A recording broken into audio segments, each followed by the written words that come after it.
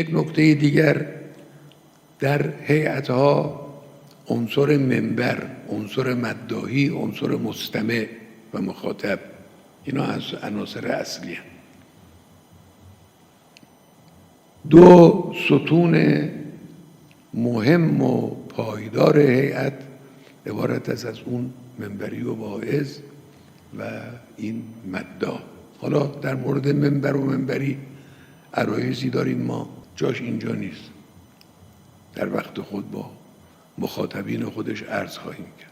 در مورد مداحی دو سه نکته من عرض میکنم که مربوط به شما عزیزان ماست.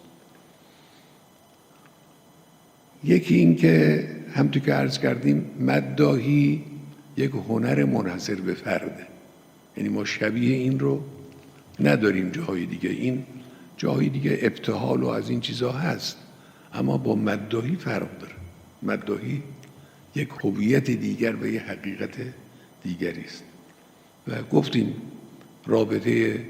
نوع رابطه مخاطب این هنر و هنرمند یه نوع خاصی از رابطه است، هم دل رو صفا میده، دل مخاطب رو صفا میده، روشن میکنه دل او.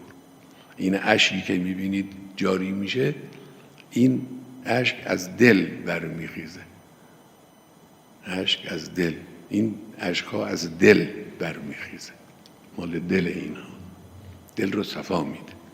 بعد مستمع رو به عمق تاریخ میبره، مستمع رو در حال حاضر نگه نمیداره. مداح میبره این دل رو به عمق تاریخ، حقایق تاریخی رو براش مشخص میکنه. بعد به او معرفت دینی و اخلاقی و سیاسی میبخشه.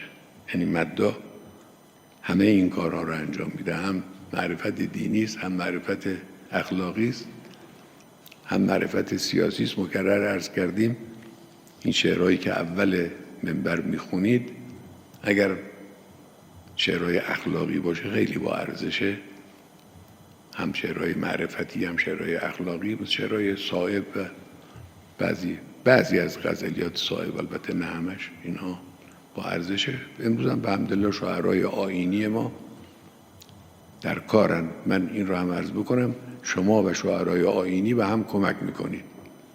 یعنی شما که مداح هستید موجب اطلاع شعر آیینی میشید، یعنی شما موجب میشید وقتی شعر رو تکرار میکنید میخونید، شاعر رو به هیجان میارید، شاعر رو وادار میکنید، شعر رو بالا میبره حقیقت. بنابراین شما به شاعر کمک میکنید، شاعر هم به شما کمک میکنه.